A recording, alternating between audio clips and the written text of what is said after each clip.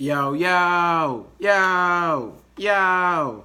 We back, man. This is your boy at DFSMasterMind _ over on Twitter. Thank you for clicking on the video. Today's date is the 22nd of March. Happy anniversary to my lovely lady. I just wanted to put that out there just in case she watched the video. But I'm coming to you today with an early edition, man. Of my 3 for 3. I'm gonna call this one a brainstorming because it's so early. I know a bunch of news is gonna break, but I'm gonna be doing a bunch of ripping and running today. So I decided to go ahead and put the video out. But it's gonna be a ton of news coming out. The value that I have so far is liable to switch. So I just want to talk about a couple plays, kind of at first glance, you know, things that's running through my mind. But before I do that, I have to talk about last night. Luckily last night, man, me and my lady went out to the movies. I was gonna go really hard on my entries. She saved me, man. She saved me because I had Allen Williams in all of my lineups. 20 minutes after lineup lock, he's sick. So it was an early night for me. I wasn't worried about it. I just went to the movies, enjoyed my time, you know, and started getting ready for tomorrow, man.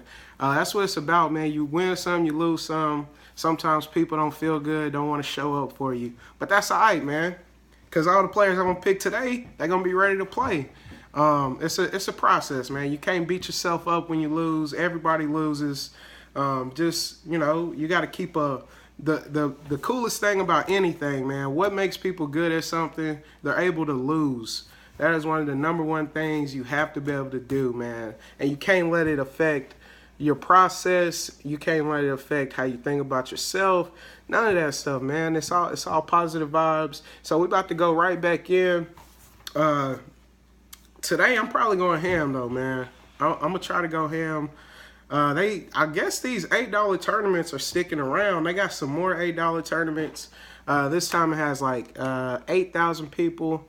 Top prize is 5 racks, I believe. I can get down with that. I really like that price point, man, because it's 3 racks. Yeah, I like that. I'm gonna have me a few entries in there, and then of course I'm gonna do my normal amount of tournaments. But anyways, man, we finna hop into it. It's a little addition of brainstorming. So early value that I seen. Starting off, I'm gonna just talk about J.R. Smith. He's at 4-4, going back home, man. He's going to Denver.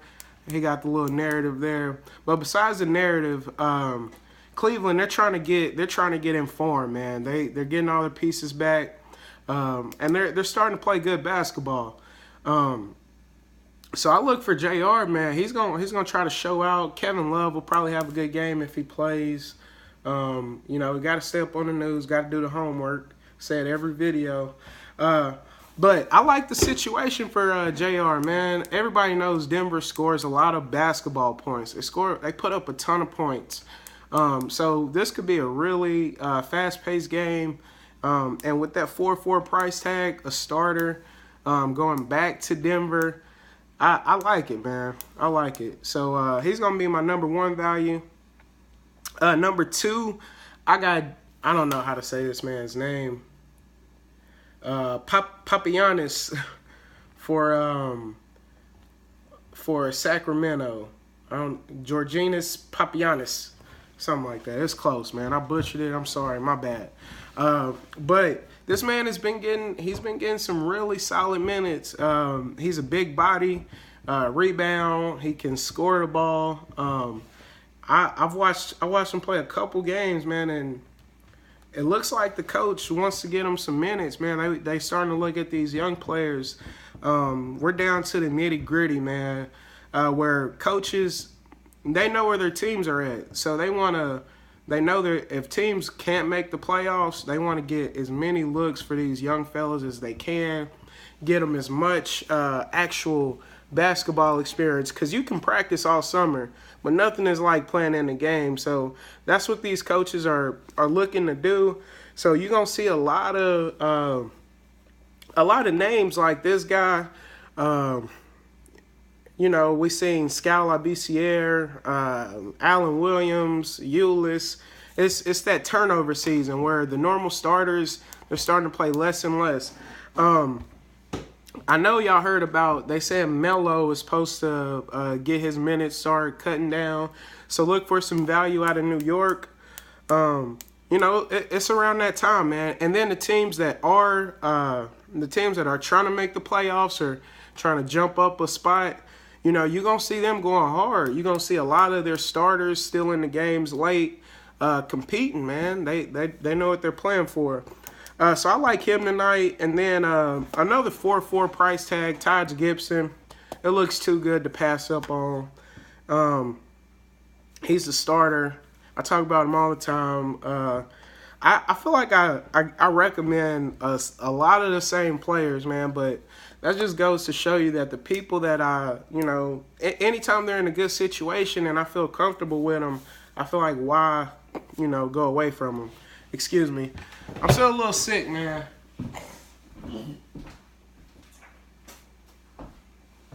But ain't nothing stopping, Ain't nothing stopping. We still finna get it. But yeah, I like Taj Gibson at a 4-4 price tag and a good spot going up against Philly. Rashard Holmes, man, it still hurts that I missed the train, man, when he went 10x. But I think if Taj Gibson, he'll be going up against Sarge, some Sarge defense. Should be a fast-paced game.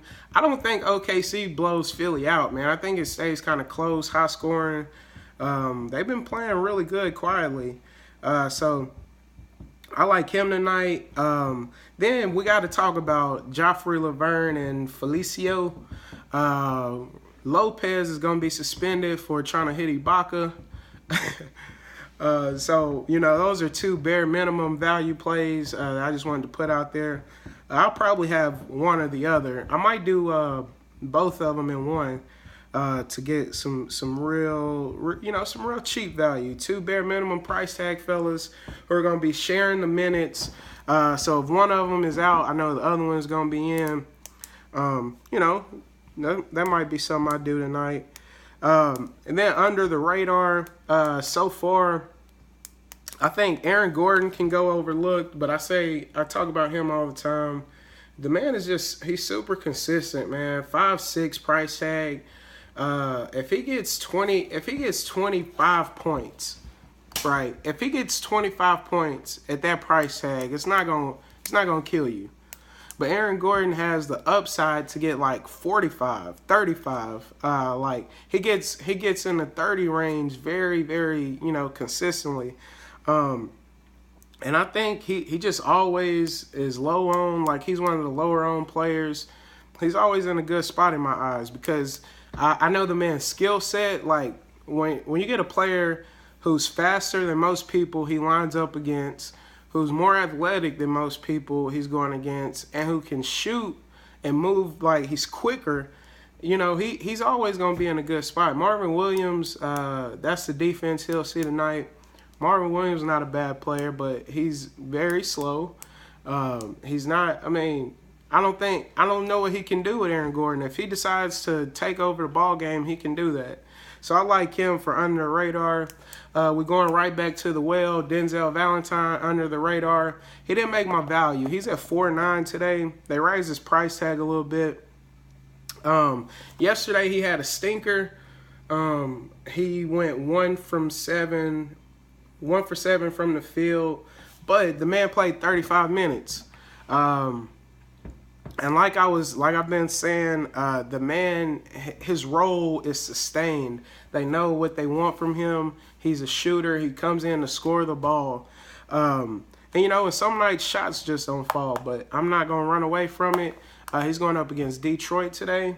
I think he'll see about 30 to 35 minutes.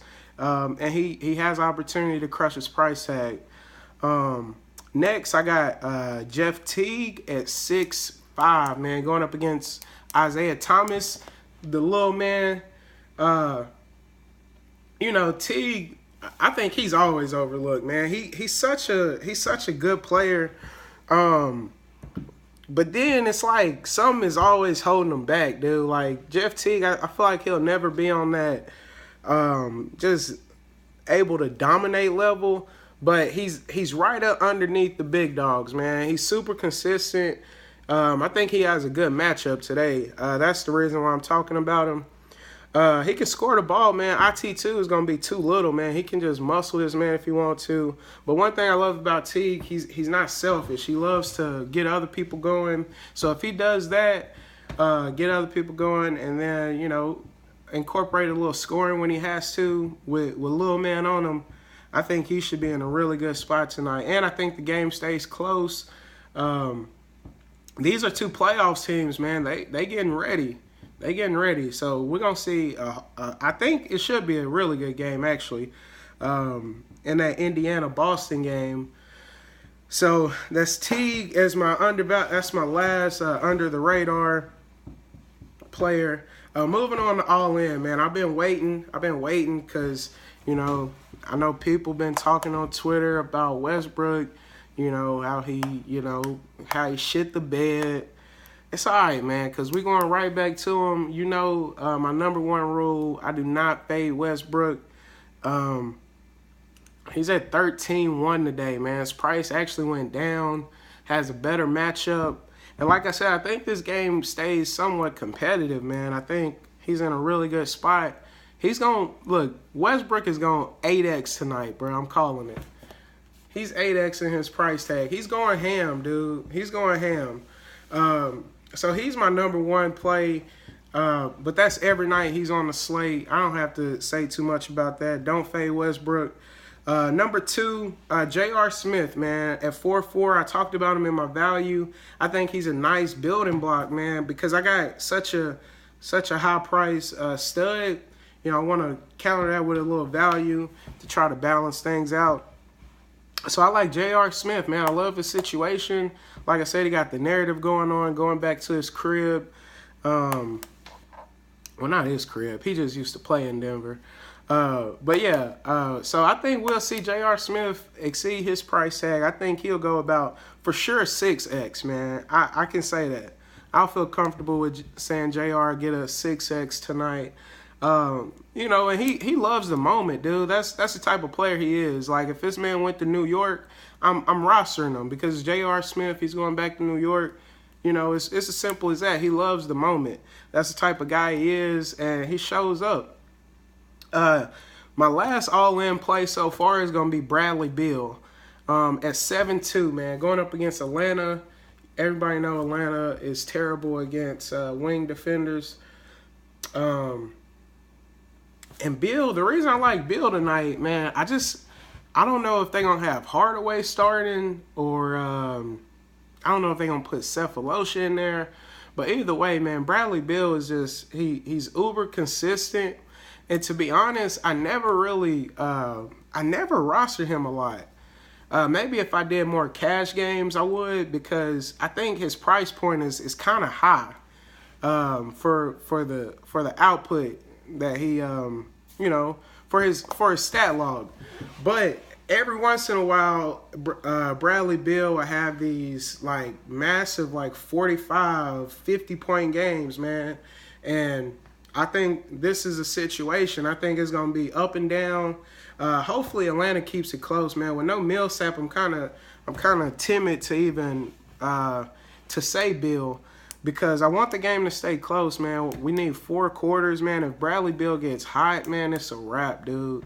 It is a wrap. He'll be in his zone, man. I think they don't have a defender that can slow him down. So I think that's going to do it, man. I like Bradley Beal tonight.